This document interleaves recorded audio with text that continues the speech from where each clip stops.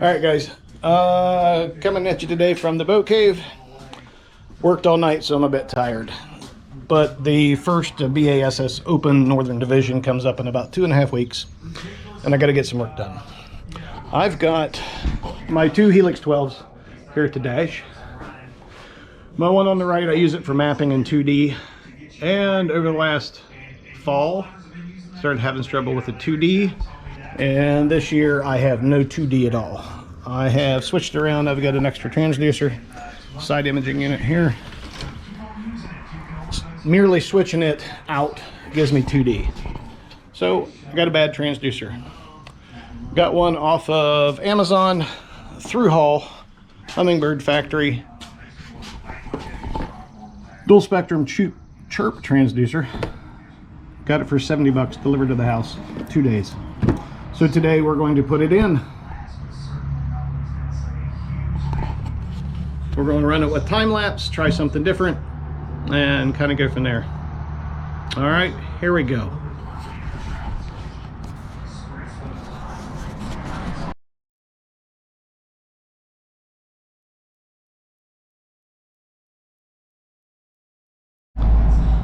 All right, show you what we got here.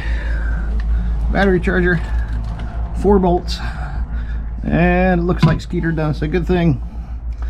The plate that mounts the battery charger on has got 4 screws, and we can probably pull that plate off there and get right into it. So we will see.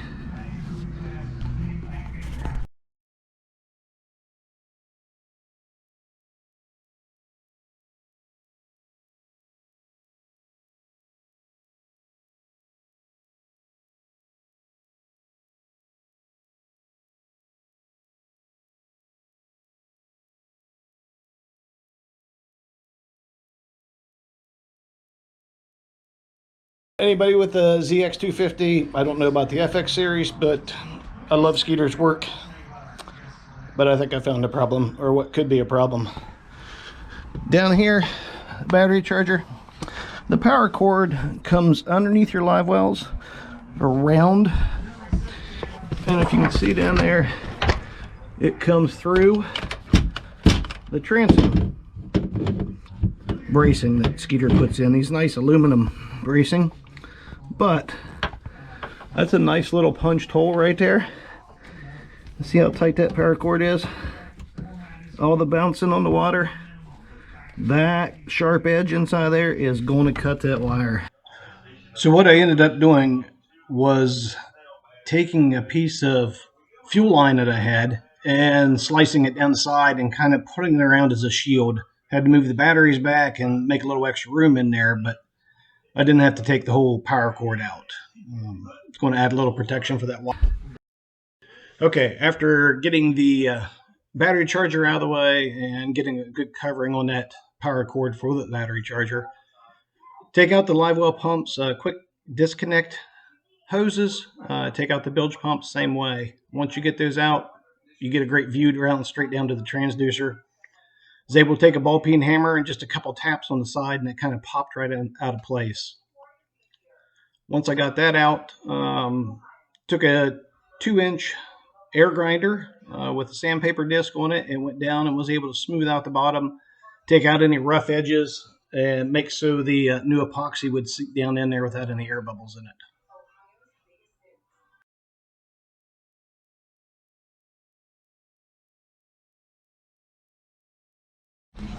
All right, show you what we got here.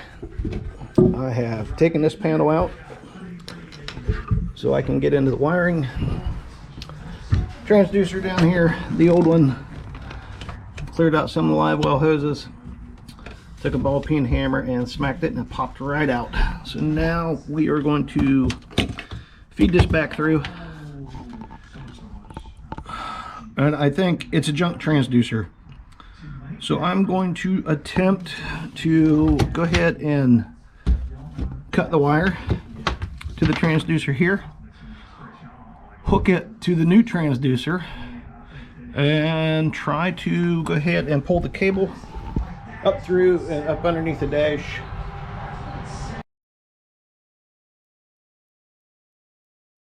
Okay, so this is about the point here where I realize opening up the plastic container that I sliced a finger.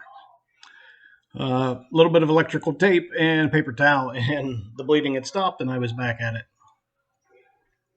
So cut the wires off, cut the end off the old one, tape it up so it's got kind of a non-catching tips on it, or nothing that's going to catch any wires coming up through. Removed my units up front, removed a small panel underneath the dash to give access. And then I also had to take the control panel off the side. The wires obviously were twisted coming up through. And 5 minutes of work, taking those screws out, and was able to reach inside the panel and finish pulling it up through.